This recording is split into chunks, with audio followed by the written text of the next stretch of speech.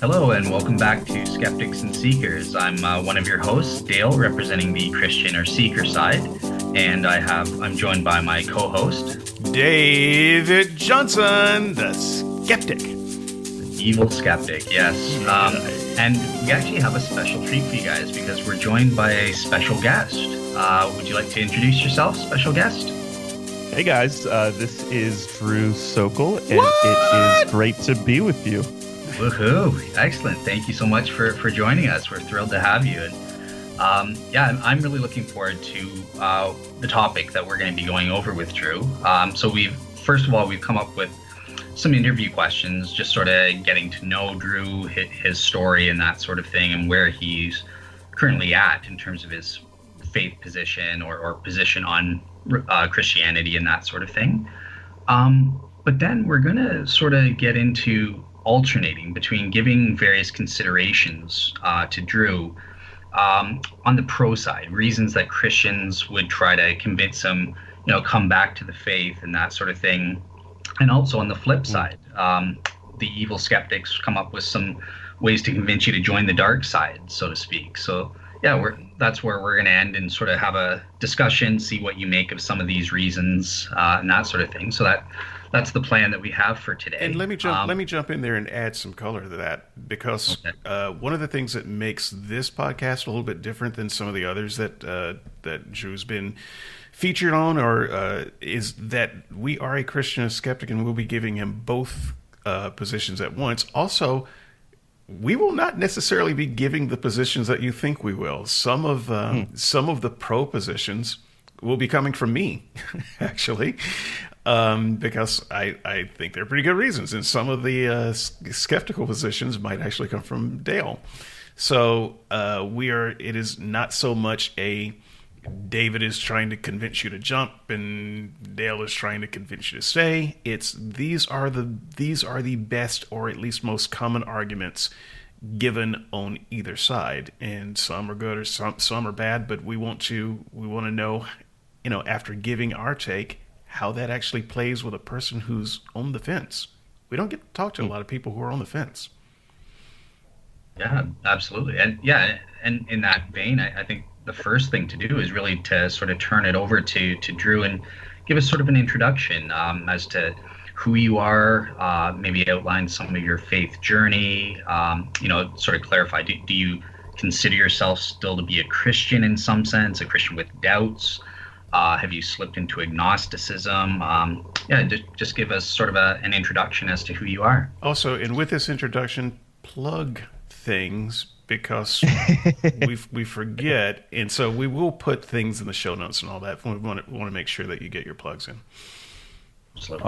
Awesome. Well, I am the host of Room for Doubt, that intersection between conservatism, progressivism, and also Christianity and atheism, agnosticism, all these things. And I was the co-host of Hinge, a podcast digging into doubt, identity, and the question of who really was Jesus in history. So giving you a little bit of the background of my story, I'll kind of wait to try to put a tag on myself. I'll give a little bit of suspense. But I'll drop some facts from my own story that most people don't know, that I don't think I've shared publicly that much. The first is that the first half of my childhood, I was actually in Scientology. My mom was a Scientologist, and their main church is in Washington, D.C., and there was a building there that I spent a lot of time at. I never went to a church service, but spent many, many hours, many, many days in a Scientology building there. I wasn't inundated with too much of their views at the time. With the kids, they just kind of let them run around and do their thing. So when I was about 7 or 8 years old, my parents split, and my mom and I moved down to a little town outside of New Orleans. And we moved in right next door to this retired couple whose son-in-law was a big Baptist preacher in the area. And the entire family, the older couple, the younger family, was just incredible with us.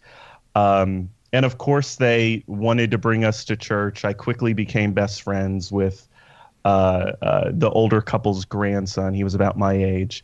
And from that point on, for most of my childhood, I was in church. Now, not consistently. Sometimes we would get a little bit worn out with one of the churches. We'd try another one. We'd stop going to church for a while. But by the time I came, to the age when you start to make these decisions for yourself, I mostly had an ingrained Christian worldview. And I think, like a lot of people, I was on a path towards, in college, drifting away from that, one decision at a time, skipping Sunday, one Sunday after Sunday, being drawn to girls, all those sorts of things that would pull you away. But then Katrina happened when I was a junior in college and I was in New Orleans. And I don't think I don't think most people understand just how devastating Katrina was for someone who's a New Orleanian, because I think in most areas of the country, your number one source of identity is your family name, where you're from, those sorts of things. And the cities, and maybe this is becoming more and more true with younger generations, your number one source of identity is your career, your accomplishments. But New Orleans, your number one source of identity for the most part is that you're a New Orleanian. And we're all one family together. And so even if you weren't personally affected by the storm in 2005, it impacted you and wrecked you in a way that most of the country can't quite understand. Now, with that said, my mom lost her home. I had to relocate for a while. She relocated for about 10 years. And that kind of forced a situation in my life for me at a very young age. I think I was 21, to think about the big questions in life in a very serious way before most people do. Usually you kind of rethink your faith maybe when you start having kids and you think about how you want to raise them. For me, I was like, could God allow this to happen? Those kinds of classic questions. And for a while, it made me very angry. It made me, I don't know about atheist, maybe agnostic.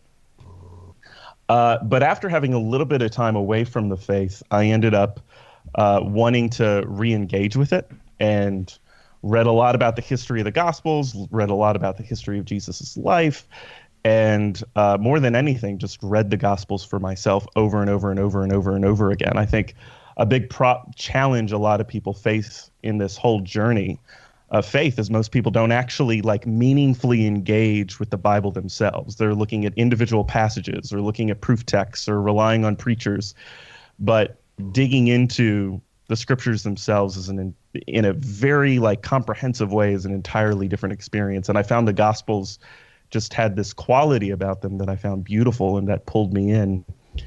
And so by the end of college, I became a really passionate Christian. For me, I've been very fortunate in my adult life that I have been mostly exposed to the more compelling versions of Christian community. So one of the things that really drew me in when I was going through this process at the end of college was I was volunteering for Habitat for Humanity in the Upper Ninth Ward on Saturdays.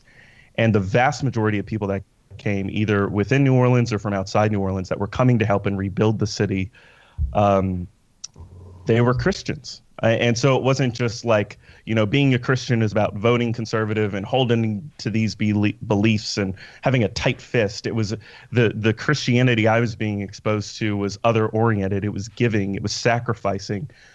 It was also around that time very related to where I was and what had happened in my city that I think learned a better, more accurate version of what the Bible actually teaches about, quote unquote end times, about eschatology. When you read Revelation 21, when you read 1 Thessalonians 4, you get this image of this holy city coming down and making new the world that we're in. That the story of the Bible is God created the world. He made it good. It's fallen. He loves it and he wants to restore it, not just kind of destroy it and whisk us off somewhere else.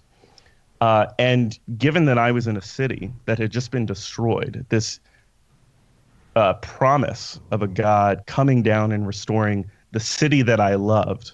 And New Orleans is a bad rap, but man, it's always going to be my favorite city. The diversity, the richness, the joy, people interact across socioeconomic strata and racial differences in ways that I haven't seen in other cities.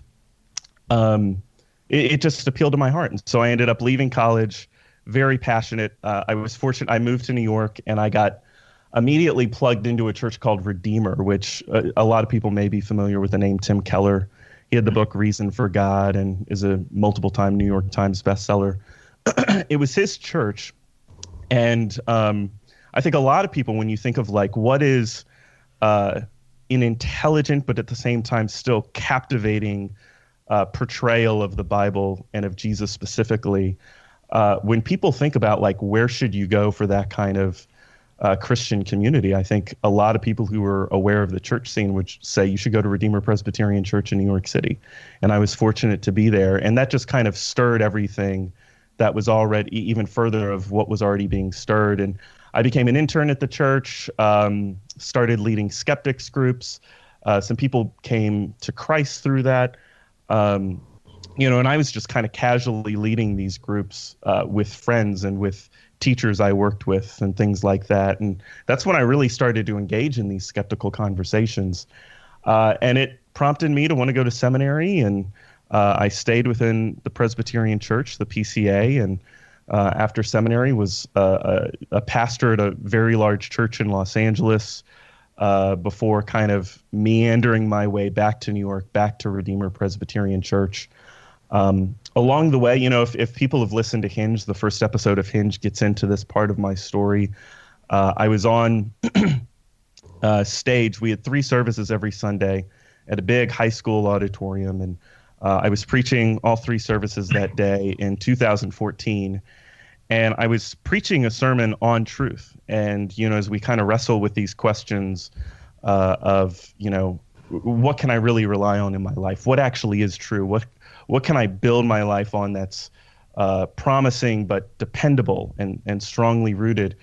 And I was as I was making the turn in my sermon, in that first sermon that day with the bright lights on me, facing maybe 800 people in the room at that time, as I was making the turn in the sermon to say, well, Jesus is the ultimate source of truth. Jesus is the answer that you're looking for.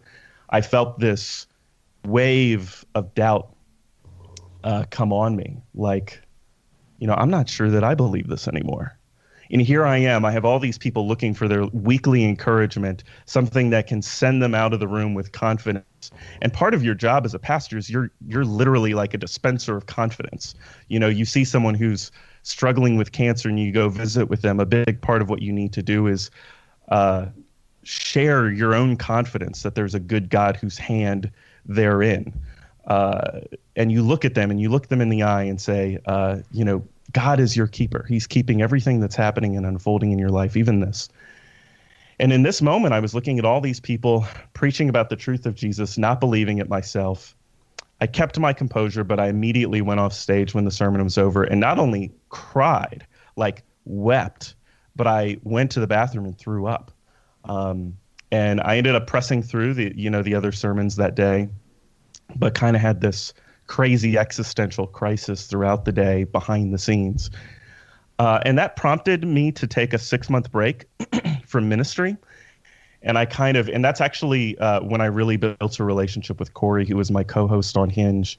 I wanted to have conversation partners from all kinds of different sides. And Corey was a great, thoughtful atheist guy, very likable atheist guys, because I know most of you guys are all jerks. Obviously a joke for anyone listening to this who doesn't know me. Actually, I am a jerk, so I wasn't offended at all. Well, there we go. We'll get along. Sorry. So I kind of repeated, but to a greater depth, the process that I went through in college of really wrestling with what I believed. Because I think there was some disillusionment that happened to me when I was in seminary that maybe we can come back to later in the podcast that had been stirring within me for years. And I hadn't really been praying actively in my personal life. I think there were a lot of signs that pointed to this kind of thing happening for me, but that I wasn't allowing myself to really be aware of or to think about. But I ended up kind of diving back into what I really believed, researching things at greater depth, ended up coming out of it with at least what I thought was greater confidence and conviction. And it wasn't long after that I ended up moving briefly to Philadelphia and then to New York, back to Redeemer, and went on as a pastor there. And was kind of a similar setting. It was a big church preaching to a lot of people. And this is where my story gets even more personal. When I had taken a bit of a break from ministry to start kind of figuring out this idea for Hinge that Corey and I had. And then when I went back, I just felt uneasy about it from the beginning. I was really, really well received by the congregation in terms of my preaching abilities and how the church wanted to support me with whatever, future churches I would want to start, and the money and the people that they would put behind me to pursue whatever it is basically that I'd want to do in terms of planning a church. But I just felt uneasy the whole time. And I had been married for a couple of years, and it was, it's always hard to talk about this publicly because you want to be sensitive, but it just wasn't a healthy dynamic. It wasn't a healthy relationship. And I started talking at some point very directly with leadership in the church that it was a very fraught marriage. And eventually I was getting to the point that I was considering divorce. And this is a church that I'd respected for a decade for their intellectual honesty and intellectual rigor.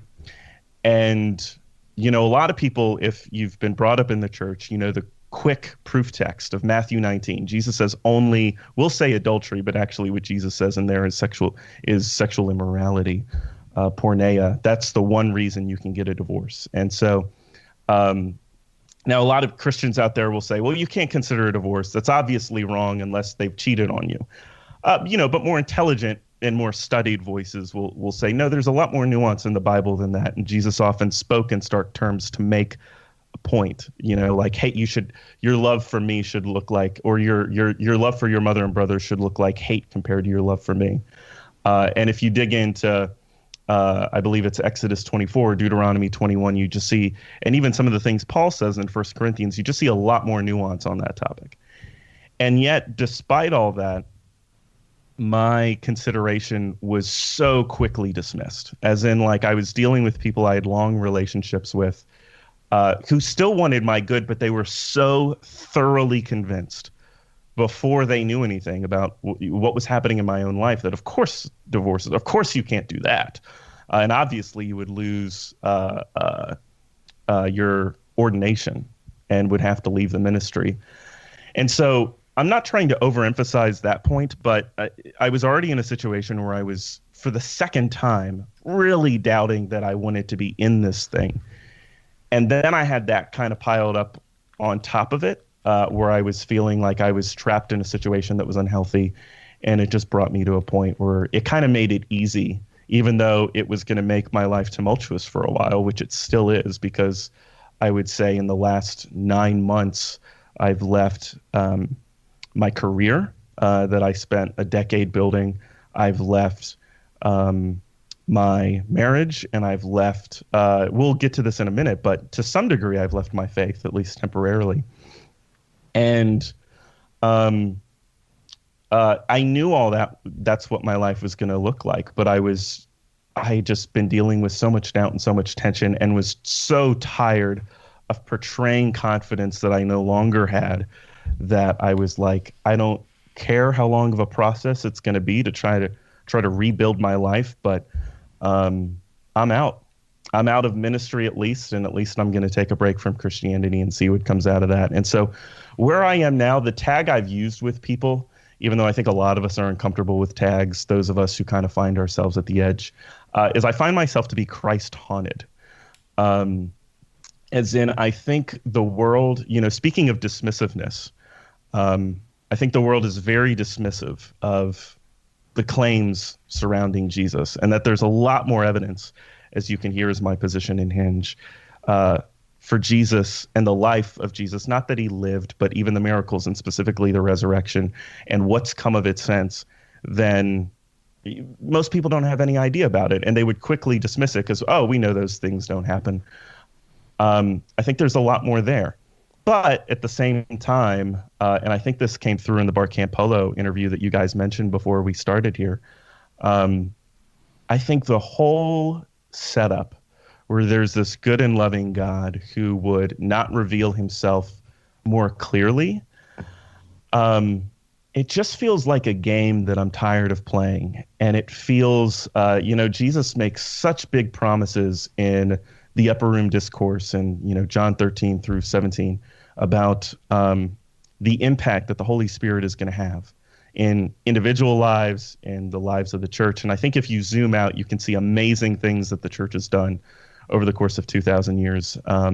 Secular historians will say, a lot of human rights values we take for granted wouldn't exist had Christianity not come along, all those things. But I think as someone who's been a pastor and worked in depth in so many people's lives and in community and all that for so many years, I'm just like, I don't think what I see is even 10% of what Jesus seems to promise in John. Like, I think the biggest source of doubt for me is not only that God wouldn't make himself abundantly clear, and I never for any point in my Christian journey have thought that he has, but I think the promises of the Holy Spirit, I just don't see them coming true the way you would think if you're kind of a learned person of the Bible. And so I find myself, I've taken a break from church, as I mentioned, and I kind of need it to heal. And I don't know where I'm going to end up. I really don't know. I hold the position that if I'm going to be a Christian, I should be in a Christian community. I should be in a church. But that's not going to happen anytime in the next few months. Before I hand it over to David, just one quick follow-up, if you don't mind. What about your stance on something like general theism? So putting Christianity aside, I know you've described yourself with Bart as a practical atheist, but intellectually I wasn't sure. Yeah, would you want to clarify, like, do you believe in God in general, or? Yeah, I think I have a hard time believing there's not something out there. Okay. I think it's the second episode of Room for Doubt. I just get on the mic and I talk. There's no interview. It's just me hogging the mic and talk about a lot of things I've just read about in science over the years, and not just from Christian sources, because sometimes that gets construed the wrong way. But just things in science that it's just like, oh my goodness, like, how are we here? In apologetic circles, we often talk about all the values that had to be just the right, fine-tuned to the specific degree and just the right way for us to be here at all in the universe. But, there are a lot of things that had to come together in just the right way at the planetary level, at the cellular level, in human evolution for us to be here at all. So many things that baffle scientists. And of course, that's not proof for anything. I think any discussion of proof is unhelpful in these circles because, of course, there's not proof for anything. And arguing or trying to reason together isn't going to get us to proof. But it just, for me, when you combine that even just with our consciousness, I'm like, there's got to be something out there. Now, to some degree, that could just be pushing the question back, like, if there is a God, who made God? Where did he come from? I get that. But at the same time, things seem to be designed for us in such a peculiar and odd way that I have a hard time believing there's not something out there. That said, if I believe that maybe there's this God who's distant or I don't know what the hell he's doing, that's not going to impact my life. That's not going to change my life in any way, I don't think, from just being an atheist. But I actually don't see myself intellectually ever coming to atheism or considering atheism. I would just be agnostic. Okay. All right, cool. David, do you have anything? I was looking at the interview questions, and there really isn't anything you haven't covered, except maybe the very last I probably one here. gave you way more than you bargained. Actually, you asked me to tell my story. Actually, so much. Yeah, it's great, and you did cover the questions that we had here. But I'm wondering, so I still, in my mind, see you as a person on the fence. Now, you may be on the fence with, one leg more over on one side than the other right now, but you're not a person who has decided, okay, I'm all the way this or I'm all the way that. So my question would be, what would it take to tip you permanently or at least decisively on one side or the other?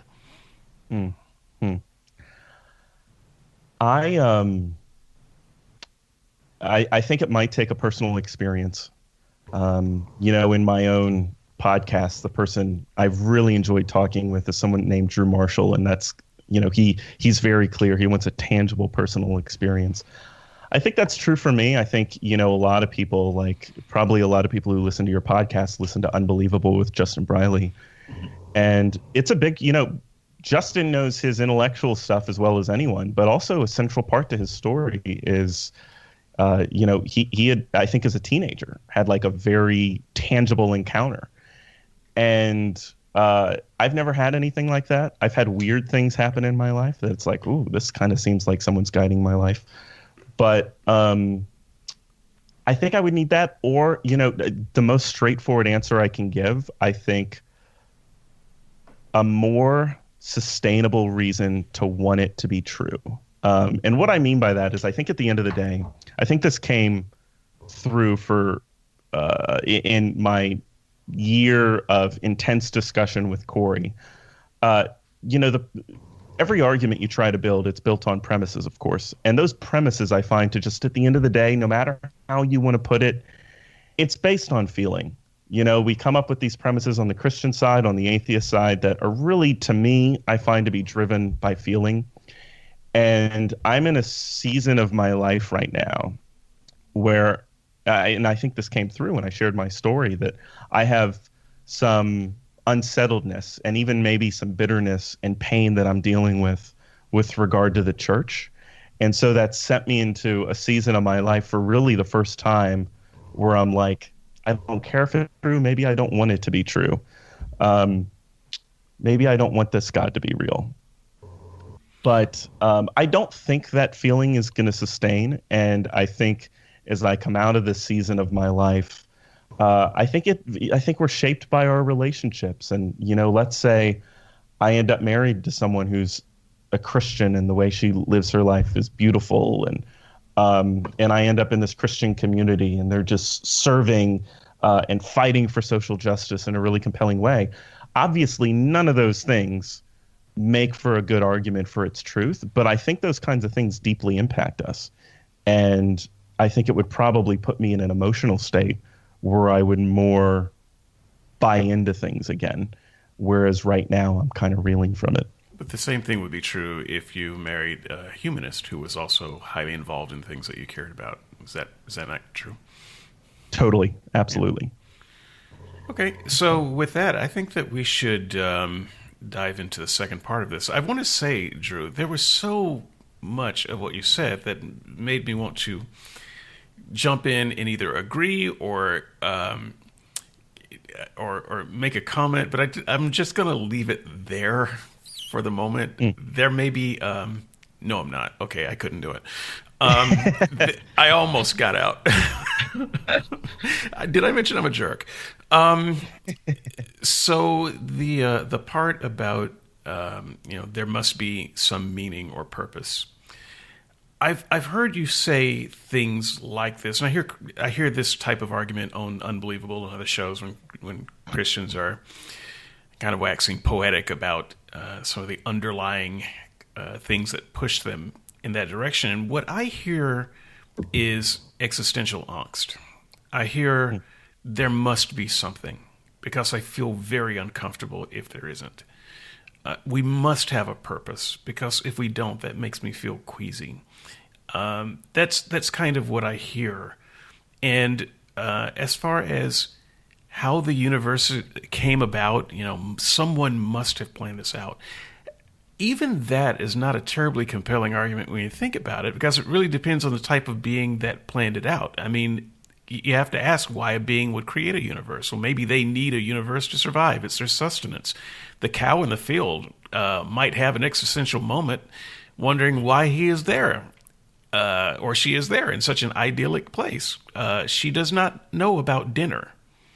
That's why she's there. She's not there for any noble purpose from her perspective. Very noble purpose from the farmer's perspective. The pawn on the chessboard, might wonder why it's there. Well, actually, I'm going to push you in the way of this night because I need to make some space here for my other people. So it's not extremely compelling that there might be something that put us here and planned us out. That's not enough information to be a compelling reason to follow one path or another. Yeah, I would definitely agree. It's not a compelling enough reason to follow one specific path. There being a God doesn't say anything about Christianity specifically. Now, with that said, I actually don't think, now this may be true at a subconscious level more than I suspect, but at least consciously, I'm not as much of the existential angst person when it comes to, my goodness, why are we here? And I have this kind of overwhelming fear of death. I don't think that's quite me. I think that piece of things is a little bit more intellectual, where it just seems to be such a as crazy as it is to say that, this dude in history 2,000 years ago and the little armpit of a, corner of the Roman Empire literally rose from the dead. Like, that's not some nice metaphor that can encourage you as you tackle the problems in your career. It's not that. It's like he literally did scientifically. As crazy as something like that is to believe, I think it's just as hard, maybe even more as hard, to believe that all these kind of scientific factors fell into place at all these different times, and the formation of the universe, the planet, of us, for us to be here in the way that we are. That piece, I think, is really a little bit more intellectual for me than it is emotional. So honestly, I'm going to let it go because I this is one of my favorite subjects to talk about. But let's move on. For my part, I loved your testimony as to your journey. I thought it was very thoughtful. It shows that you give critical thought to your positions. A lot, there are some things I personally don't agree with, but there was a lot that resonated with me personally. So, yeah, I'm excited. I just wanted to say thank you for giving such a thorough explanation as to where you're at. I appreciated that. Yeah. And just for level setting, to remind the audience, in case we've got some new people here, me, David, the evil skeptic jerk, I share a lot in common with Drew's story because I was a Christian for most of my life, the majority of it, the vast majority of it. And I was a preacher of some description during a good bit of that. I've been a church leader in 3 different denominations. So Christianity is not new to me, and various elements of this journey also resonate with me. So just a quick reminder. Hey, Dale, you think that we can tip him one way or the other? Get him off that fence? Fences are very uncomfortable, especially for dudes. What do you say we get him off that fence? Well, I don't think we'll be able to do anything in the immediate moment, and I don't expect to. But I hope by the end of this, we might give him something to consider, and maybe after some time, it might make a difference. I mean, who knows? So yeah, let's get into starting with a question on the light side. And this is something, a piece of advice that Christians will sometimes give. I personally wouldn't, especially hearing about your background. But you might hear some Christians trying to tell you, stay with the faith, Drew, because, you're losing out on that church community, and atheist communities, they just don't compare to the love and that sort of thing, and the strong bonds of fellowship that you get in the church. As I said, I don't want to bring up anything painful given your personal experience, but what do you make of this? Is this a good reason to consider staying in the faith, in your opinion, or why or why not? So before you answer that, I have to counter that because I'm the evil atheist, and I'm actually going to counter it by saying I agree with with this, actually. So if community means something to you at all, you're not going to be able to call up a group of atheists and say, hey, I'm moving in 2 weeks. Can you send a couple of guys with trucks? That's not going to happen. There's no such organization. And, when you do get married, where are you going to get married? A church, great. Where are you going to get married? The atheist hall? No. You're going to call up your Rolodex of atheist friends to surround you with? No. It really, so I am willing to admit that community is one of the things that we lose hard. I miss it. And I'm about the hardest atheist you're going to talk to in a while. I miss it. And so I would ask you to consider that on the pro side. What does that sound like to you? How do you weigh that argument? Yeah, when I was a pastor, I oversaw community systems. A big piece to a healthy community group is just how consistent are the people involved.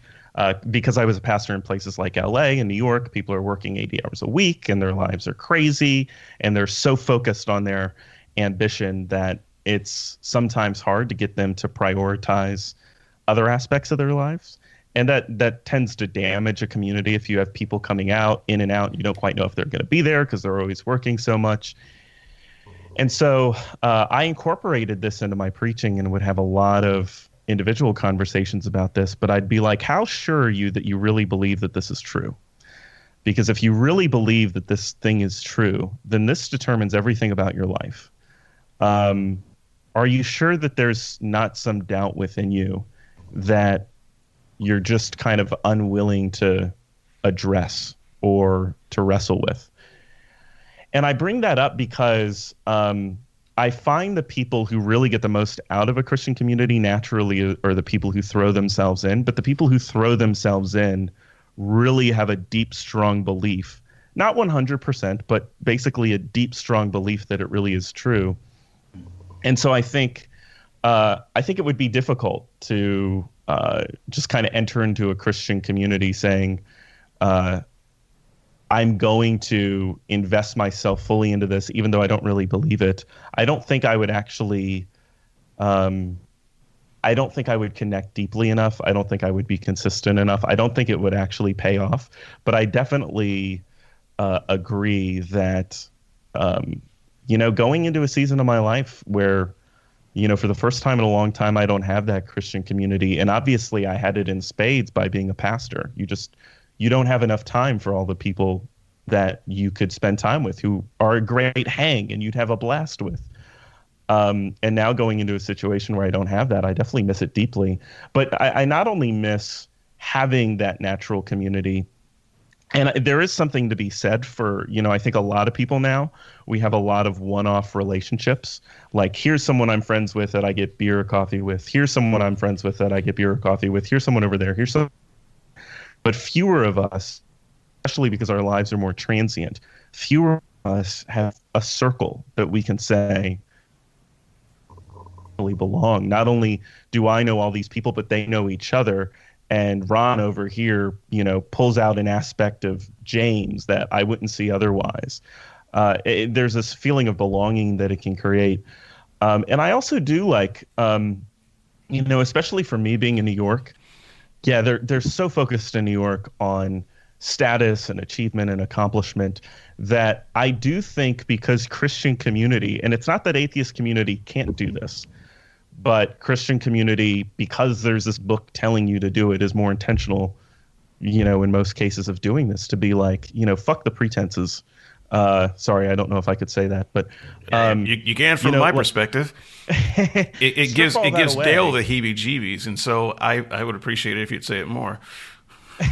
Yeah, no, I try never to censor. We're having real conversations. But yeah, just be mindful there are Christians that it might be offensive to, but at the same time, this is a free combo. You're not, obligated to not say anything or whatever. So yeah. Yeah. Well, I do think in Christian community, it's just more often the case that we're like, the word brokenness is overused and I kind of get tired of hearing it. But there is something valuable to say, like, no, we're all broken people. We're all insecure people. Let's forget the pretenses. And, how can we create a meaningful, satisfying life together and impact the people and world around us? I just think it's more often the case. And I do miss that. Okay, obviously it's not the thing that pushes you over the edge. Let me give you one from the other side. This is also a kind of a softball, though. Let's see how it goes. It's okay to say you don't know. If you walk away from religion, you can say I don't know. There's no push to be intellectually dishonest, and so things that you don't know, you can just say I don't know. Dale. Yeah. You want me to respond to that? Yes.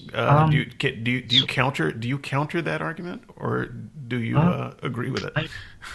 So I agree with it, but I wouldn't agree that this is exclusive to Christianity.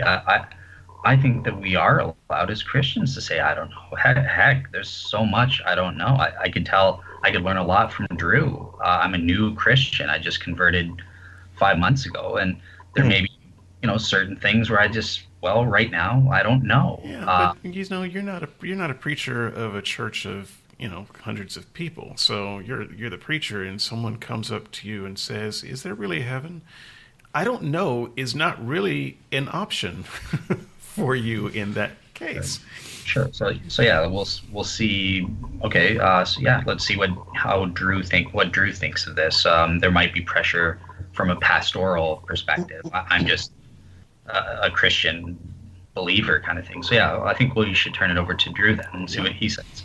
Well, number one, you guys are making me really interested in your own stories. Coming to Christ just 5 months ago, I'm fascinated. But for me on this question, I definitely am drawn to just throwing up in my hands in the air and just being like, oh my goodness, like I don't want to deal with this anymore. There's a verse in Psalm 73 where Asaph says, "It seemed to me a wearisome task." And I just love that line so much. It's like descriptive of how I feel about all this. It's like, oh my gosh, I'm just so exhausted from like constantly living with this thing looming over my life, this question looming over my life. Have I made the right decisions? Have I invested myself in the thing that's actually true? And I'm just tired at this point. But I do think like Christians can say, I don't know. And the circles I've been in, it's more, people are more self-aware. There's not as much of the pretense. Like when you really ask them sincerely, like, do you know? Are you 100% sure? Be like, of course not. But I think like most of us internally, we live our lives more on a scale of probability. Like, I don't know if you guys are married, but are you 100% sure? Well, that would make for a really interesting podcast. If you want ratings, there you go. But if you have a wife and you were to think like, am I really 100% sure? Like, we'll always be together. She won't leave me or anything like that. No, of course you're not. But you have a very strong feeling of probability within you. Like the chances are maybe you feel the chances are so slim that it will end or she would leave you, that you move forward in confidence. And I think like you don't have to be absolutely certain as a Christian, but you have to have some degree, and it doesn't need to be 95% or 99%, but you need to have some strong feeling that it really is true to be able to move forward in confidence, even if it's not 100%. And to the point that you guys made earlier, I do think that depending on the kind of personality you have, like I think that percentage has to internally be higher for a pastor because you're constantly being pressed on your faith in terms of like seeing people in horrific situations, and you need to share. Like I said earlier, it's almost like you need to disperse confidence to them but it has to come from a place that's real within you. For otherwise, you're just going to live your life as a fraud. And I think a lot of psychiatrists would tell you living your life, unless you're a sociopath, in a constant lie or something that is untrue about you is basically the most damaging thing you can do to your own psyche. And so it really has to come from a place of high confidence if you're a pastor, but it still has to come from a place of confidence, though not certainty, I think, to genuinely be a Christian. Okay, so I consider that a point for the dark side. Because over here, you don't have to be confident about anything. You don't have to know anything. You just Oh, okay, cool. know where the Yes. best bagel and coffee is. That's all you gotta go. Real quick, do you, David, do you consider yourself more of an agnostic then rather than an atheist? No, I'm a hard atheist. Okay. I would Can I ask I would why- love to say I'm an agnostic because that sounds better, and people kind of regard you better, because you're more open minded. And Christians say, "So you're saying I have a chance?" Huh? No, you do not have a chance. I am a hard atheist. So that, sorry. Interesting. What's like? I know listeners will have already heard this, but real quick, like, what would you say is like the main reason why for you? Yeah, I don't believe it. I mean, I'm not even entirely sure that a person needs a reason. So obviously, I could talk for 3 hours on the subject, but I'll just say the thing that's less common that people don't hear a lot. You don't actually need a reason to not believe something. And hard atheism, as harsh as it sounds, is simply that I don't believe it. You've told me this story, and you've asked me to live my life by it, and I said, no, I've considered it, and I don't believe it. I don't actually have to provide you with a reason why I don't believe it. In fact, I don't even know that we have to provide ourselves a reason that we don't believe it, because I don't believe that we can choose in a libertarian way what we do and don't believe. We can choose what we want to believe. We can try to believe something. I think that's possible. In fact, even someone challenged me on whether we could choose what we try to believe, and they had a point there. But at the end of the day, whether I believe the story or not, I don't believe is within my libertarian free will to do. I believe it or I don't believe it. And in this case, having tried most of my life to believe it, I don't believe it. And so at the end of the day, that's the only answer I need to give to that question. It's interesting because it sounds like you throw, and at the end of the day, these tags don't really matter. They're just terms, and it depends on how you personally define those terms. But it sounds like you want to take a position of I don't know, whereas I think of atheism as you were saying, no, I know. Not with certainty, but yeah, but I don't you mind sound using more like, I don't mind using that language though, Drew. And it's kind of like this. If I were to ask you, do you believe in the tooth fairy? You would probably say no. But if I ask you, are you absolutely sure that the tooth fairy doesn't exist? Well, maybe, for some philosophical reason, you would have to pause and say, well, I can't say for certain. But I am as certain as that. I am certain enough so that I don't have to spend my life wondering whether this is real or not. I don't spend my life wondering if the tooth fairy is real, if the spaghetti monster is real, if Santa Claus is real. And having put in even more time and research and serious consideration over God, it is unreal enough for me so that I don't have to spend my time wondering about that either. Now, is that certainty? I don't know. But that's where I am. Yeah. See, I tend to think of like, because it obviously with your story, and this is obviously true for both of us, it sounds like you think through that question mostly in terms of Christianity, like you referred to, you reject this story, and I'm assuming you're referring to the Christian story. Yes. And so I for me, I hear like the the Jewish tooth story, fairy example, by the way. Yeah.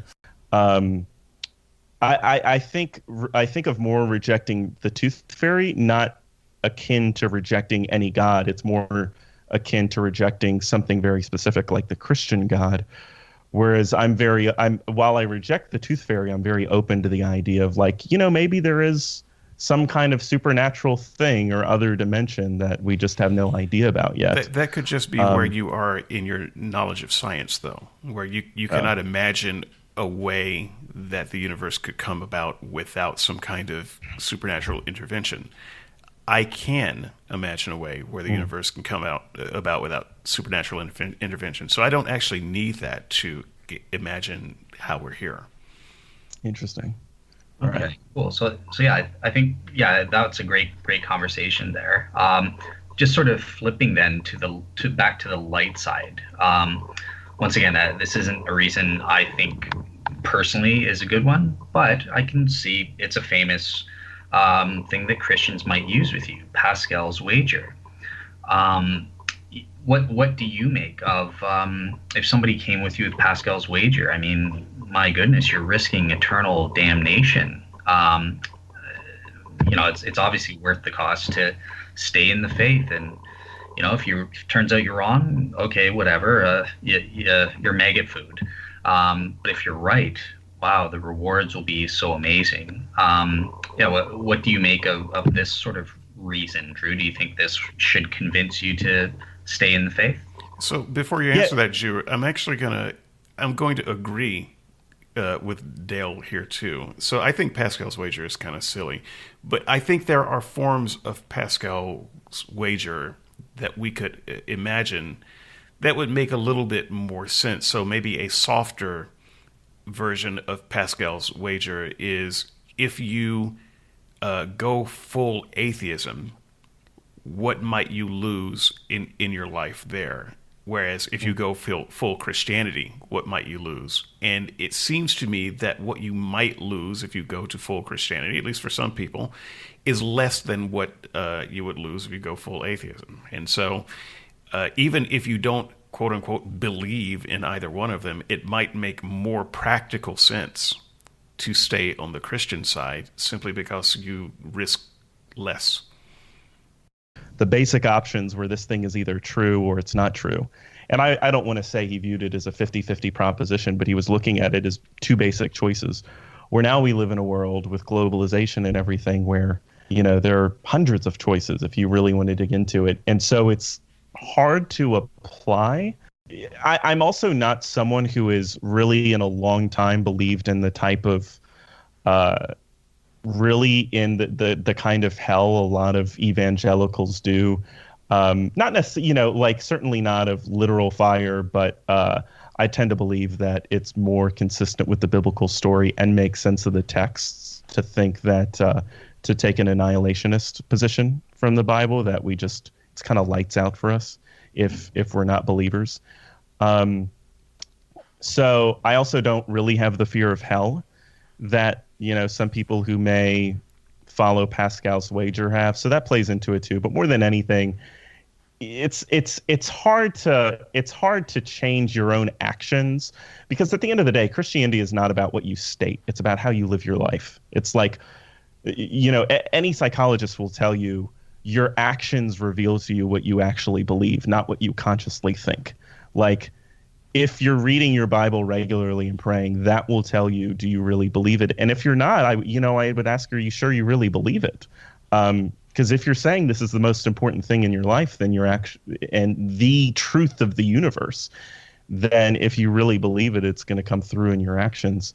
And I don't quite mean it that starkly, but for the sake of time, I'll leave it at that. Okay, let's try one from the dark side. It's actually strange to call this from the dark side because I'm going to talk about morality. I would say that if you went to the atheist side of the fence, morality actually clarifies. It's muddier on the Christian side. And so as an unbeliever, when you do good for a person, you are doing good for goodness sake. It is an act of good that comes from you and you alone. It's not something that you're doing out of obedience to someone else. You're not obeying someone else's idea of good, and so you're just kind of a drone. If a drone does something good, it's not actually good. It's just a drone following programming. But as an atheist, you're not following any programming. You are doing good out of the goodness of your own heart. And I think that actually makes you a better person, a more moral person, because you're actually making moral decisions. So I think that on the atheist side of things, morality is clarified, whereas it's rather muddy on the Christian side of the fence. Dale, can you counter that? So I do think on atheism, there are no necessary moral truths. There are no necessary moral principles or duties. And yes, I'm using the word necessary instead of objective purposefully, because I think that's what's important to me, at least when I think of morality. In order to be a quote unquote good person, we need to be consistent with a necessary moral standard. So yeah, that's sort of my take. That's what's important to me. And atheism, I don't think, can get you that. It doesn't matter. The only thing that matters is the good that you do is honest to goodness, and it's not compelled goodness because you think that you're supposed to be following some standard. Well, that's what I just said, right? That's the necessary part. You got to know that what you're doing is necessarily good, and therefore you want to do it. But yeah, let's see how Drew comes back on this. Yeah, so my Hinge co-host Corey thinks a lot through the morality arguments, and a lot of friends of mine, and this is true for me, have been deeply, deeply moved by Mere Christianity by C.S. Lewis. Just in my circles, a lot of us read it in our early 20s, and it had an impact on us. And I'd say the first 40% of the book, it's getting into kind of basic terms of morality arguments in just a very compelling way for lay people. And it's never been the thing that's resonated with me, even being a strong Christian. It's fine for us to establish what will we agree upon as what will create the best society. And it's fine to just live forward with that, even if there's not some kind of, divine being looking out for us. But at the same time, I don't think it's as simple to put, I think our motivations are so much more complex than we even realize, and way more complex than, David, I think you just laid it out in terms of like, if as an atheist you do something that's good, you're doing it for goodness sake. If you're a Christian, you're doing it to get some kind of reward or just because you're supposed to. I think things are a lot more complex than that. Like, I think we do, if you're not a believer, you do a lot of good for a lot of different reasons. Personal satisfaction, which is kind of a complicated motivation, but maybe for perception, for you feel like you're supposed to kind of check off the box in your life or on your personal resume that you're a good person. I do think there are other rewards you get from it, even if it's something that doesn't feel as tangible. It's an oversimplification to say, you just do it out of obedience. I would say the thing about Christianity that was and still is very moving for me, like when you, I think it's 2 Corinthians 8 or 9, I can't remember which one, but Paul is basically urging the people in Corinth to be more generous with their lives and financially. And the thing he says, the motivation he gives, do this just as Christ did this for you. But do this just as Christ did this for you is still kind of manipulative. How about do this because this is a good thing to do for people? Well, I think that's great, but the question is what actually works. I think that's great in theory, but I think when you really get into it, and Nicholas Kristof will write, the New York Times, this every year, Christians give more money. I'm not talking about people who put Christian on the census, but people who live, actively in church and everything. They give more money. They give more time on average. My question is what actually works? And I think the motivation, don't do it out of guilt because Christ did this for you. Do this because you've been given to so generously and you see the impact that has on you. How could you not want to see that impact be made on other people as well? Like, where do you get the resources? Where do you get the motivation, the love, the power to actually live your life in that way? Because we can talk about living generously in theory all we want. The question is who's actually putting on their boots and going out and serving the homeless this afternoon. That's I more do think the Christian motivation. That's more organizational than individual. The church is an organization, gathers millions of people a week, and part of the central thing that all churches do is collect money, and some small percentage of that money goes to charities. Atheists don't have that kind of organization. But if you look at it on a more individual level, It's almost universal. They say after church on Sunday, waitresses hate it when Christians come to the restaurants because they're bad tippers. Atheists, great tippers. Christians, lousy. So, organizationally, churches have institutions in place for giving that doesn't exist with atheists, simply because we don't have those weekly meetings. But I don't think that says anything about the condition of the heart. It might, though, as you say, speak to just sheer practicality. Yeah, I think the organizational aspect definitely plays a role, but as I find it to be more than that too. As and obviously you've been in Christian communities quite a bit too, but as someone who's been deeply rooted in Christian and secular communities, I do think I have found it to have an individual impact as well. Yeah, if we cut you off, it's only because you've cut out on our side, and so we're just filling in that air. So we're not actually trying to be rude. Well, rudeness comes naturally to some of us, but we're not. That's not what we're doing. Well, the other thing I want to go to is it's not just what's happening on the individual level. And one thing I alluded to when I was going through my story is a lot of the values that we take for granted now, they have their roots in Christianity.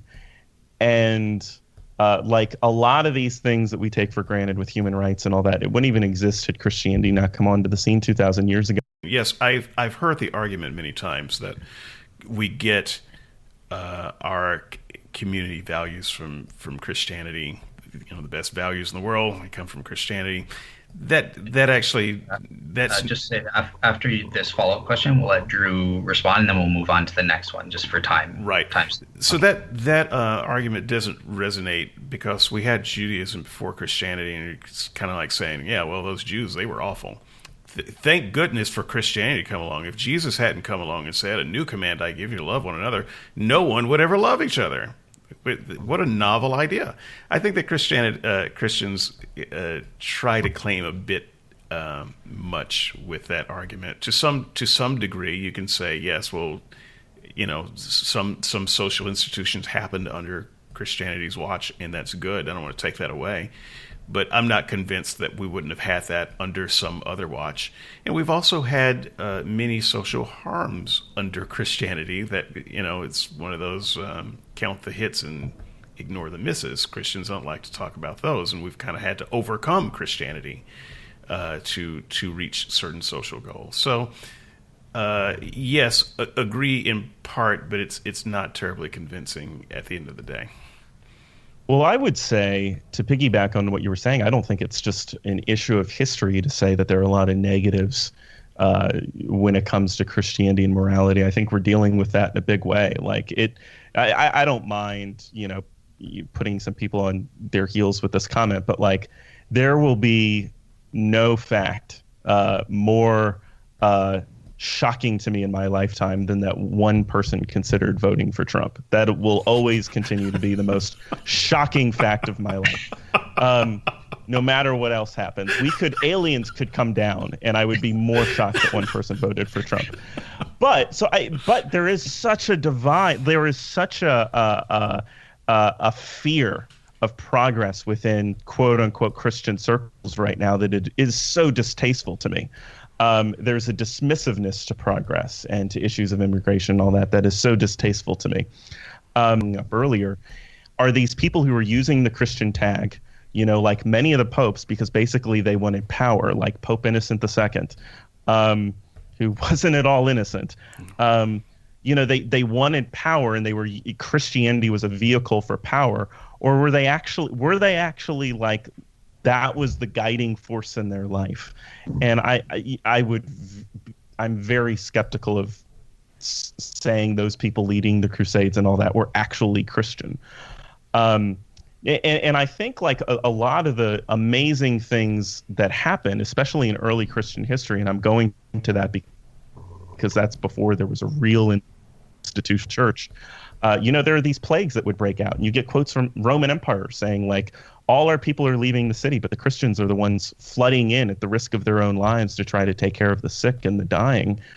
I think I do find, and this isn't just a Christian argument. I'd say read Luke Ferry, who's not a Christian, read Rodney Stark, who's not a Christian, and they'll say this. It was women and the poor who, and that's before there was a real institutional church, and they were like turning values on their head. And I've read a lot of ancient history because I've been very interested in this question. There's I believe it's a Chinese emperor that was very focused on social justice long before Jesus came onto the scene. There's an Egyptian emperor, Pharaoh. You can find these individual figures, but they're very rare in history. And even a lot of the quotes that we attribute to Buddha, who definitely came before Jesus, those quotes don't actually come until after the life of Jesus. And so we don't actually know that those quotes came from Buddha himself. And so I do think there's something to the historical case of the values that Christianity has stirred in the world. Okay, we'll hand it over to Dale. We have passed the hour mark here, just putting in a time check there so that we all know where we are. And also, just so you know, I am not happy leaving it there. But I'm not. I am I know how hard that self-control is. Yeah, I understand that. Awesome. Save me from myself, Dale. Okay, so let's go back to the light side, the good side of things. But yeah, so I'm gonna skip one here because I think it's sort of been covered. This will be the last one that I give that is not my own personal advice. And then afterwards, I'll give you what you asked. I'll give you how I came to faith in my sort of journey and my best advice, and you could take that and see if anything would be helpful for you. But yeah, just before we get to that, here's another common thing that Christians might recommend. And they might say, look, all of us go through doubts or periods of doubting and that sort of thing. But just because you're going through that doesn't mean you have to leave the faith.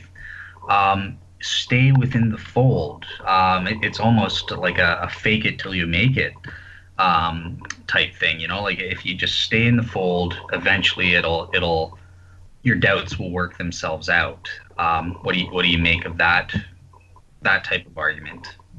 Yeah, well, even C.S. Lewis said that in 10 times that he reads the Bible, 9 times he's doing it for the one. That 9 times he doesn't feel anything, it doesn't give him anything, but 1 out of 10 times it will stir him and move him in a sense. And I think that principle applies to a lot of the Christian experience. I do think it is natural to us. And I think this applies to marriage, frankly. At the end of the day, in marriage, it's not just about how you feel. At the end of the day, love is in action. But the overall, despite our changing moods and feelings and emotions, your overall sense of belief is strong enough that you continue moving forward. But I think for me, I said that moment on stage came for me in 2014. So we're talking almost 5 years ago. And there was a long period of internal disillusionment that I think was building before that. So for me, this isn't just a season of doubt. Okay. Look, I'm going to skip most of mine on this list to close off with this one. Actually, I'm going to cheat and throw 2 in.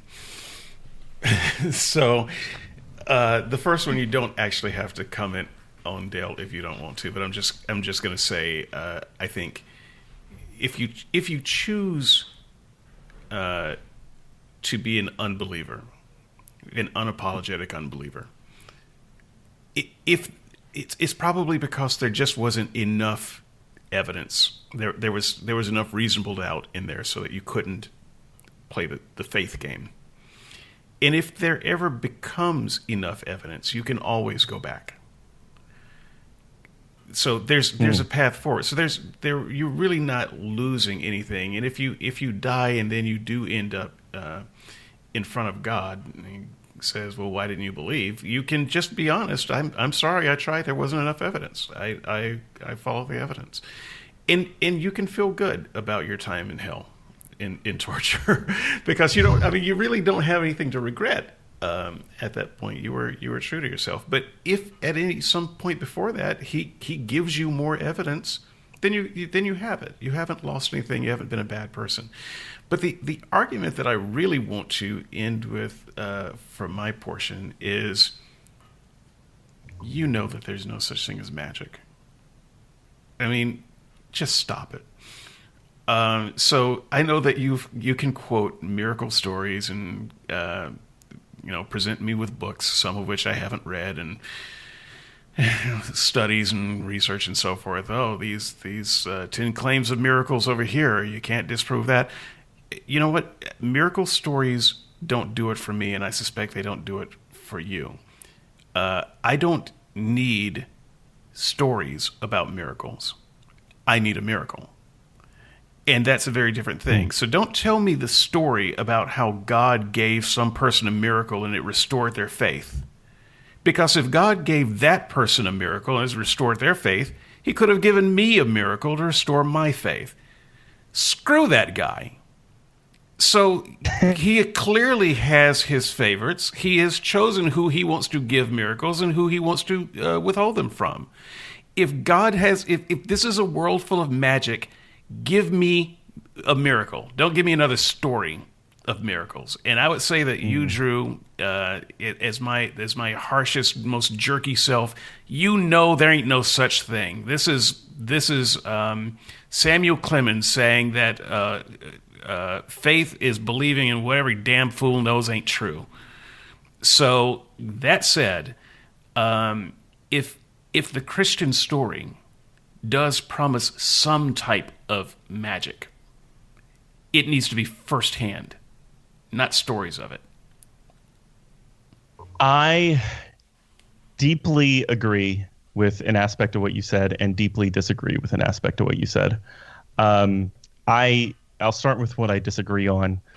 I don't just clearly believe that, things... I'll define supernatural as something that exists outside of what we currently know about science or deem to be true about science. I'll define something supernatural or a miracle as something outside of, the current guardrails of science, I'll say.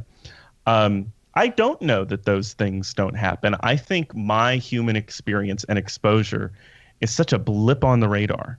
It's a tiny, tiny grain of sand in terms of what all is actually out there. I have a lot of stories from people that I deeply, deeply trust. And, and then some of them will be 2 degrees of separation. And that means something to me. And for whatever reason, I don't know if I said this in Hinge, but for whatever reason, a lot of the stories I know from people I do have strong relationships with and that I respect and trust, they're from missionaries who have lived in other countries. And so is there a dynamic where, in the Bible, the Spirit moves in different places in different ways at different times? Could there be a similar dynamic now where maybe those things don't really happen much in the States, but they're happening in Africa or in South America? I don't know, maybe, but I won't necessarily jump on the train and say, come on, stop it. Cool. Sure. So I get that. But once again, if your miracle is 2 degrees of separation, if that's the closest I can get to a miracle, a friend of a friend says that this thing happened, or even a friend says that this thing happened. If that's the closest I can get to a miracle, it's not close enough for me. Yeah. I think the challenge for me is most of the ones that are from direct friends are not as crazy of the stories. Now, there's a story that I won't get into now at the beginning of the 8th episode of Hinge that's more personal to me. There's been some not quite miraculous stuff, but odd stuff in my personal life. Now, coincidences happen all the time. The biggest coincidence would be no coincidences happening. But I've still had odd stuff happen in my life that caused me to raise an eyebrow. I completely agree. And I would say this is the number one reason why I've had doubt and why I've taken a step back is I think the idea that some people would get more revelation and others wouldn't, and that God wouldn't make himself abundantly clear. To me, that goes back to a word I used earlier. It feels like a game. Like, what is this? What are you doing? Why would you do it this way? This is like, we're so inundated with this story and these conversations about faith, which, by the way, faith in the Bible means trust in a God who has already completely revealed himself. Faith in the Bible is not making up something that doesn't exist. That's a definition we've applied to that word. Yeah. If I were to see him at the end of my life, I wouldn't be so worried about defending myself. I'd be so damn curious. Why would you do things this way? This is so odd, and it is not loving. It is frustrating as hell. What is this? The current notion of faith has never been attractive to me. It's pretending is all it is. And I just, it's a game that I really despise right now, despite all the reasons I've named out this episode and are very true emotionally and consciously for me, that I do feel there are great reasons to believe. The overarching reason for me is what you said of action. Some people get more evidence and others don't. I don't like that. I'm not game for that. So I'm going to give the last effort question to Dale, and I am going to say thank you so much for your participation in playing along in this game show from hell. Perhaps Dale did I will win? If it's a game show, did I win? Well, we'll see. We'll see. We'll see if you're still on the fence after Dale's final question. Take it away, Dale. Sure. So in the first place, it's not necessarily a question, although I am interested to see what you make of it. But so this is going to be my actual advice. This is what Dale thinks as a Christian that might be helpful based on my circumstances. So shockingly, in the first place, based on everything I've heard, my advice is I think what you're doing is exactly the right thing. I think it is good for you to have left the faith. I applaud you for having the intellectual integrity and strength of will to do that. But yet at the same time, you're still a real seeker, what I call a real seeker. You're open to truth. You haven't cut yourself off in the same way I think David has from even considering that, well, Christianity could be true. Just because I've left the faith doesn't mean that there's nothing to it. I think there might be something to it, so I'm willing to engage with people like Mike Licona or Come On Skeptics and Seekers and continue in the dialogue and remain open to, maybe someday I'll learn it is true, or I'll be pushed, to say, oh, it's false or something. Obviously, as a Christian, I think that God will reveal the truth. I believe Christianity is true, as long as you remain true to what you think is true and remain an open seeker. So that's my advice. And it's rooted in my own story. So I know you're interested in my conversion story because I just recently converted. So in terms of me, I grew up a Christian, Protestant Christian, all the way, I had, and during my teens, I started having minor doubts, but nothing that would push me to consider that it was possible that Christianity might be false. It wasn't until I had graduated university that I started encountering things that actually made me question, my goodness, I might actually be wrong, and Christianity is false. Do you want to hear like what the triggering event was? I don't know if you care about that, or but yeah, basically what I was having. Yeah, I'd love to hear that.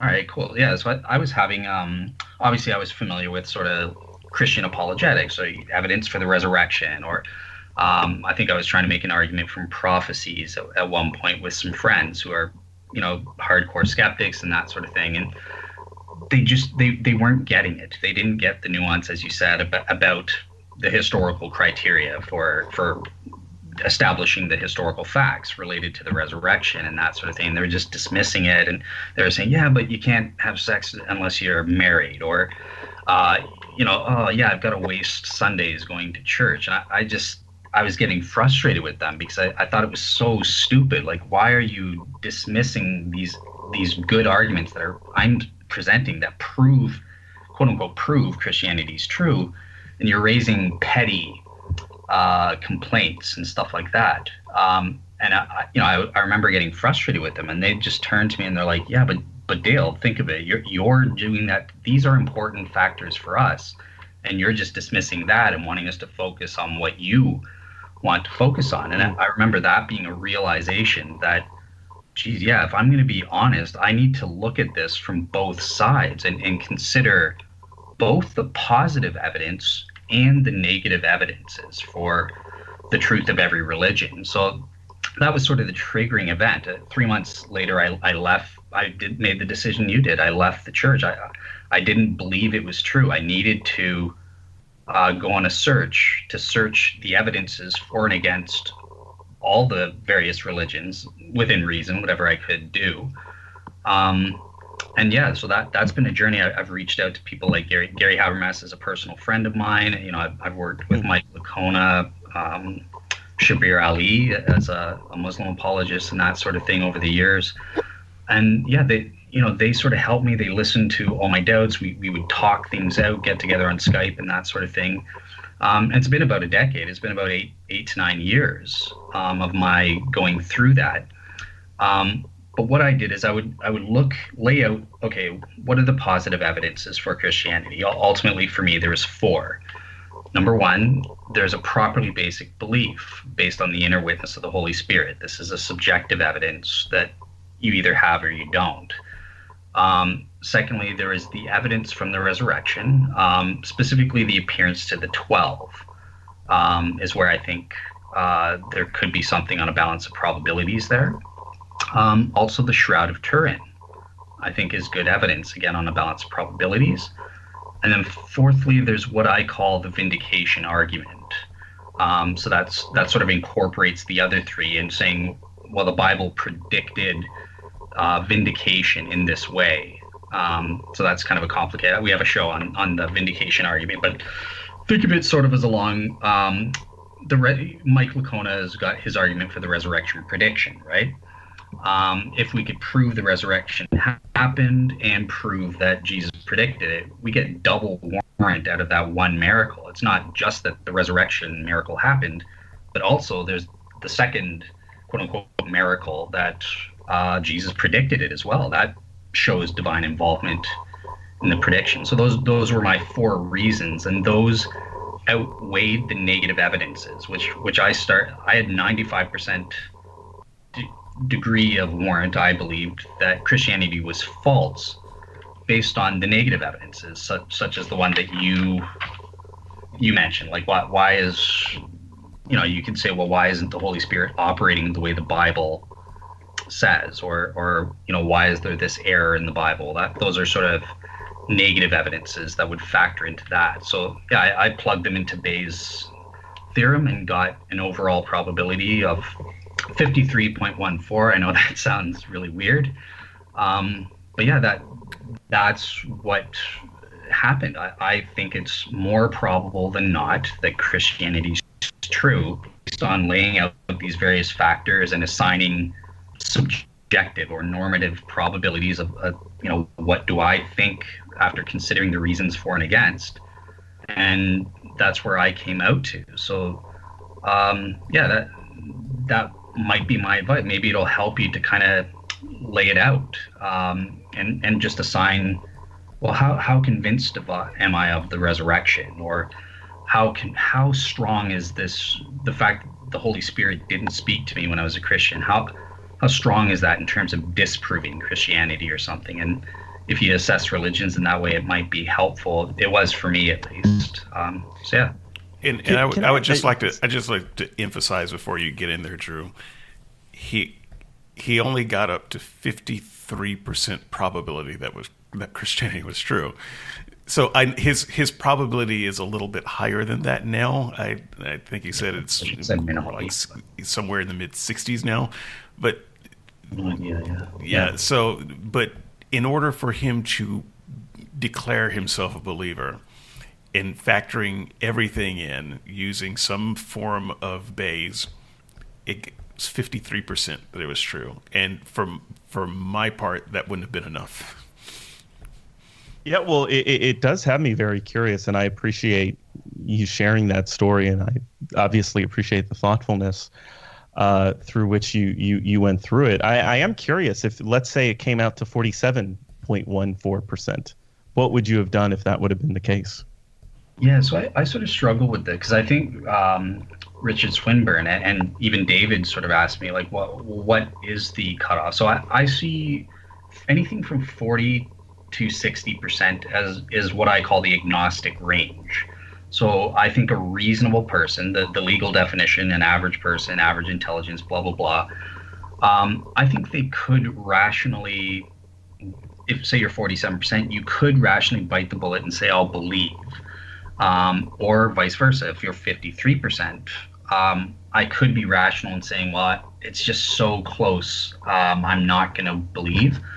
I personally didn't do that. I chose to go, I'm going to go with what's the assigned on a balance of probabilities and apportion my belief accordingly. If I get 50.01%, for whatever reason I chose 2 decimal places, or more, that's enough for me to believe.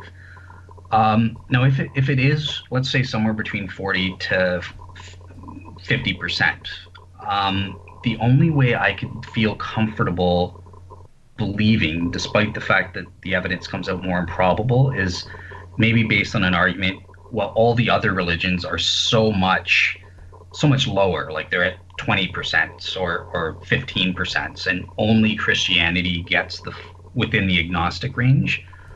Maybe then I might consider biting the bullet and saying, even though it's improbable, I'm going to say I've misstudied something and maybe bite the bullet and still be a Christian there. Does that make sense? Yeah. Interesting.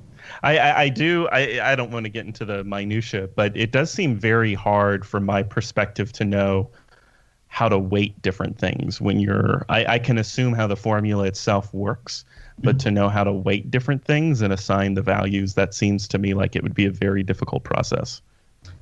Yeah, believe me, it was. And that's why I make it clear. These are normative or subjective probabilities. Mm-hmm. I have no way of calculating, what's the probability of these things. And, Mike Lacona, Shabir Ali, they've all taken me to task because of this. But I just use them more as a helpful heuristic tool, that this is where I stand.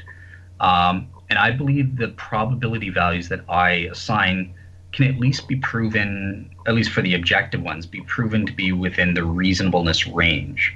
So, with something like, okay, what's the probability that the Holocaust happened? Maybe I'll say 97%. I'm 97. You might go, well, I'm 95.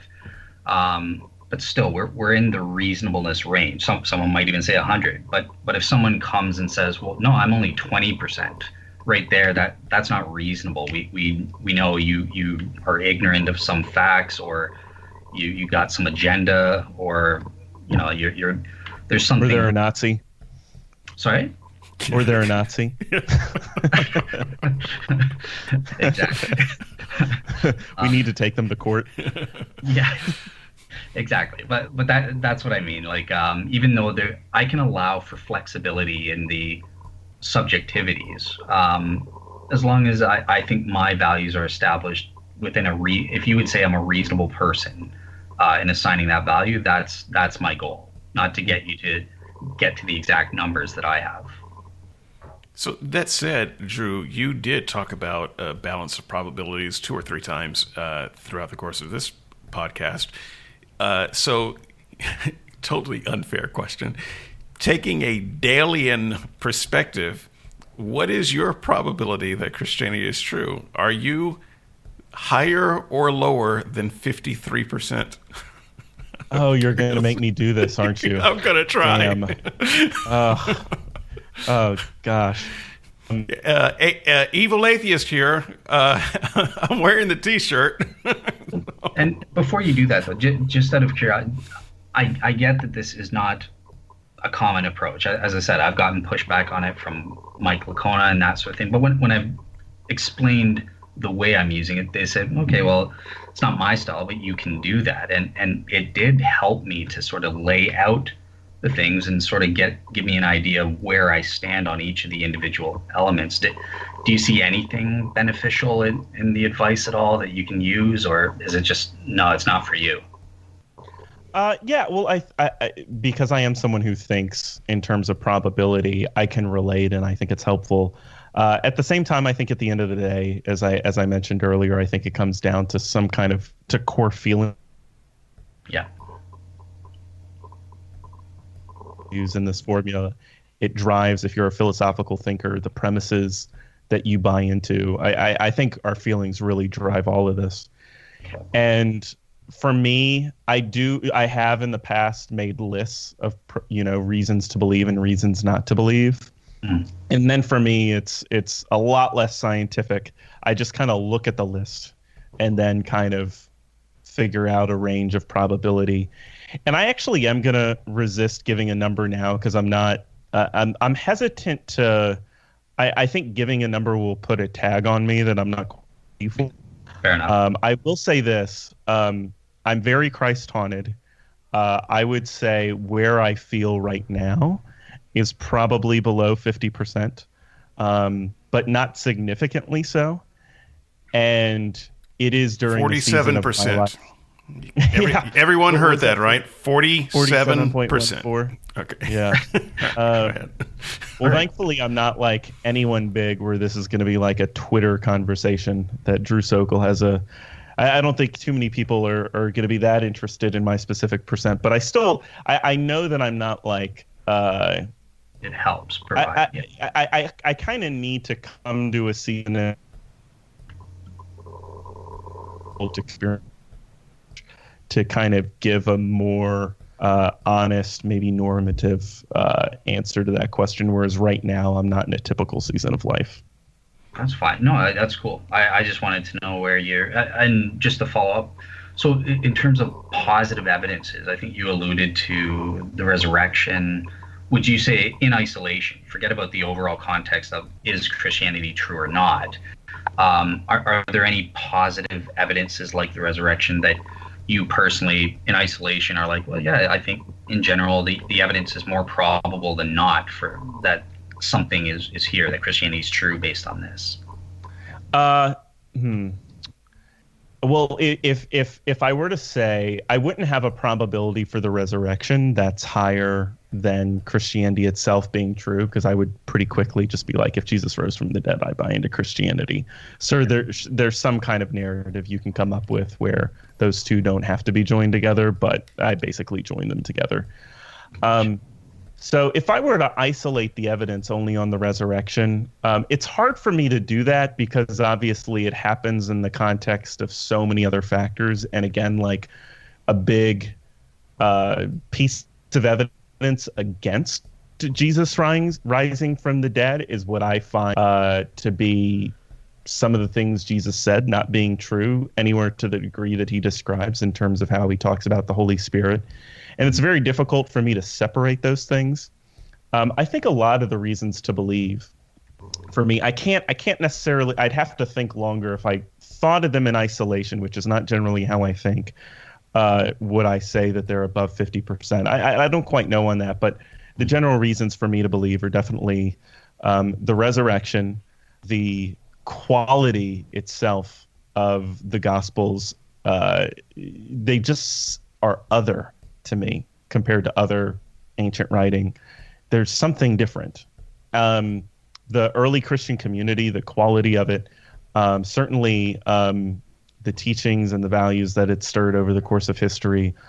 And even though this is an evidence more of there being something out there, not specifically of Christianity, all the, to me, crazy scientific stuff that had to be in place just so for us to be here at all. And human consciousness and those things suggest to me something a bit different. Those are the immediate things that come to mind in terms of positive evidence. Sure. Cool. Thank you very much. And from me too. It's been a real pleasure. And an eye opener. I mean, honestly, when you were speaking in your introduction, I had thought to myself, the first thing that I would say when I got on mic was, Scientology, huh?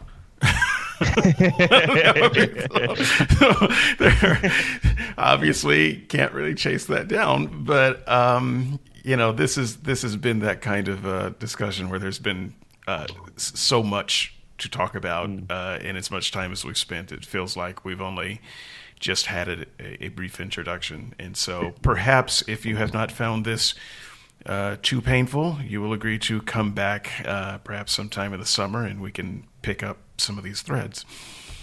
Yeah, man. Well, this has been a blast for me. Love the questions and love the concept and the structure and everything. And you count me in for the summer. All right. Awesome. Yeah. Well, thank you so much. I want to say thank you on behalf of the audience. We loved having Drew Sokol on. Go and check out his podcast, Room for a Doubt. It is excellent. It is one of my favorite podcasts, and I have a list full of podcasts. So I don't say this about every guest in their podcast, but I loved Hinge when it was on, and I love Room for Doubt just as much. And so if you're looking for a good listen with someone that you feel like isn't playing a game and is being very honest and vulnerable every week, this guy, Room for Doubt. Thank you. Excellent. All right. Well, have a good week, everyone. Wait. Who do we have next week? Natalie Collins, I believe. Yes. So next week, Natalie Collins, and I just want to cue this up. You're not going to want to miss this, people. You've heard me talk to Natalie before, but this is going to be so much more interesting. We are going to be talking about personal revelation and how God communicates to Christians. Natalie is one of those Christians who will affirm that God speaks to her and gives her guidance in very specific things in very specific ways. And so we're gonna talk about the communication of God via the Holy Spirit and try to have a serious conversation about this that does not devolve into chaos. And yeah, in terms of announcements, I should probably also announce, so everyone knows we had David Smalley on our show last week.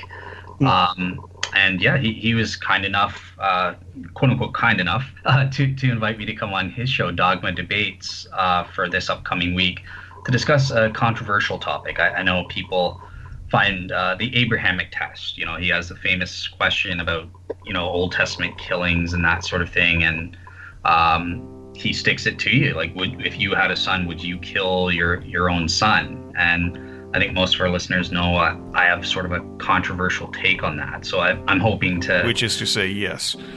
It's yes. I under certain strict conditions, I say yes to it. And this is something I put a lot of thought into. So I'm really hoping that I can provide some nuance as to how I get there with Smalley. It might blow up in my face, but it might not. So yeah, tune into that. David Smalley is going to have to ship Dale back to me in a box. There'll be pieces, and I'll have to put them together slowly.